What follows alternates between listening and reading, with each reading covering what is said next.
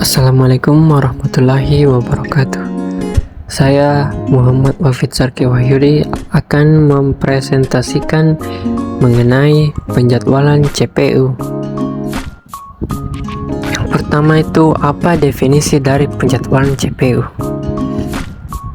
Penjadwalan proses adalah aktivitas manajer proses yang menangani penghapusan proses yang sedang berjalan dari CPU dan pemilihan proses lain berdasarkan strategi tertentu.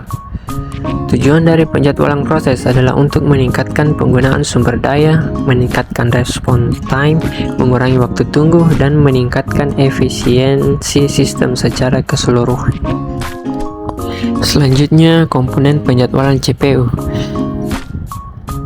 Di antaranya itu penjadwalan atau scheduler, merupakan suatu program dengan algoritma tertentu yang menyeleksi proses yang akan dieksekusi. Kemudian antrian penjadwalan atau scheduler queue yang terdiri dari ready queue, input output queue, dan job queue. Kemudian masuk pada jenis-jenis komponen scheduler. Yang pertama, penjadwalan jangka pendek atau biasa disebut short term scheduling, yang fokus utamanya adalah pada pemilihan proses dari antrian proses siap untuk dieksekusi oleh CPU. Penjadwalan ini biasanya terjadi dalam hitungan detik atau milidetik. Tujuannya adalah untuk mengoptimalkan penggunaan CPU, mengurangi waktu tunggu, dan meningkatkan throughput. Contoh algoritma penjadwalan jangka pendek termasuk FCFS, SJF, priority scheduling, dan round robin. Yang kedua adalah penjadwalan jangka menengah atau medium term scheduling, yang terjadi ketika proses harus dipindahkan keluar dari memori utama ke penyimpanan sekunder atau sebaliknya. Ini sering terjadi dalam hitungan menit atau jam. Tujuannya adalah untuk mengoptimalkan penggunaan memori dari sistem file serta mengelola pertukaran data antara memori utama dan memori sekunder. Yang ketiga adalah dispatcher, yaitu suatu program SO yang berfungsi melakukan pengalihan eksekusi dari proses yang running ke proses yang dipilih oleh short term scheduler, bertugas memindahkan isi register prosesor ke PCB proses yang dihentikan. Selanjutnya adalah kriteria penjadwalan CPU, yang terdiri dari CPU utilization, throughput, turnaround time, waiting time, response time, dan fairness. CPU utilization sendiri adalah persentase waktu CPU yang digunakan untuk mengeksekusi proses-proses. Artinya, semakin tinggi CPU utilization, maka semakin efisien penggunaan CPU. Dan throughput adalah jumlah tugas atau proses yang selesai dieksekusi dalam satuan waktu tertentu. Throughput yang tinggi menunjukkan kinerja sistem yang baik. Kemudian turnaround time adalah waktu yang dibutuhkan untuk menyelesaikan proses dari awal hingga akhir, termasuk waktu yang dibutuhkan untuk antrian, pemrosesan, dan penyelesaian. Waiting time adalah waktu yang dihabiskan oleh suatu proses dalam antrian sebelum mulai dieksekusi. Semakin rendah waiting time, maka semakin tinggi sedikit waktu yang dihabiskan proses dalam antrian.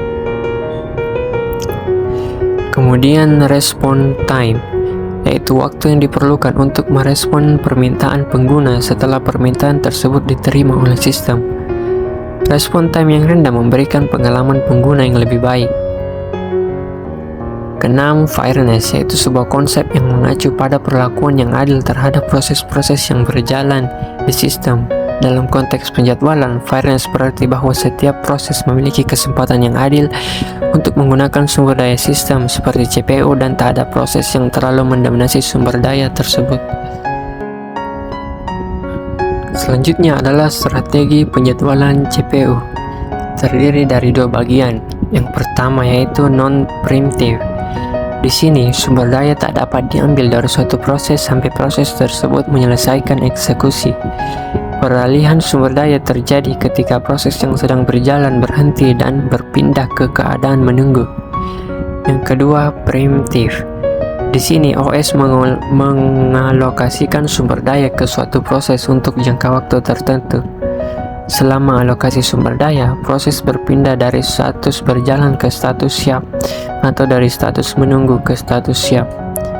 Peralihan ini terjadi karena CPU mungkin memberikan prioritas pada proses lain dan mengganti proses dengan prioritas lebih tinggi dengan proses yang sedang berjalan. Selanjutnya adalah macam-macam algoritma penjadwalan. Di antaranya yaitu priority scheduling, di mana setiap tugas diberi prioritas dan tugas dengan prioritas tertinggi akan diproses terlebih dahulu. Kemudian ada first come first serve, yaitu tugas-tugas diproses berdasarkan urutan kedatangan mereka.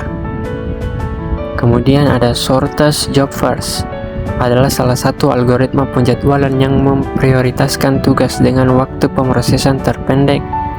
Kemudian ada round robin, yaitu tugas-tugas diproses secara bergantian dalam slot waktu yang tetap dengan waktu pemrosesan yang terbatas untuk setiap tugas. Sebagai kesimpulan, penjadwalan proses adalah aktivitas manajer proses yang menangani penghapusan proses yang sedang berjalan dari CPU dan pemilihan proses lain berdasarkan strategi tertentu. Bertujuan untuk meningkatkan penggunaan sumber daya, meningkatkan respon time, mengurangi waktu tunggu, dan meningkatkan efisiensi sistem secara keseluruhan. Sekian dari saya dan terima kasih.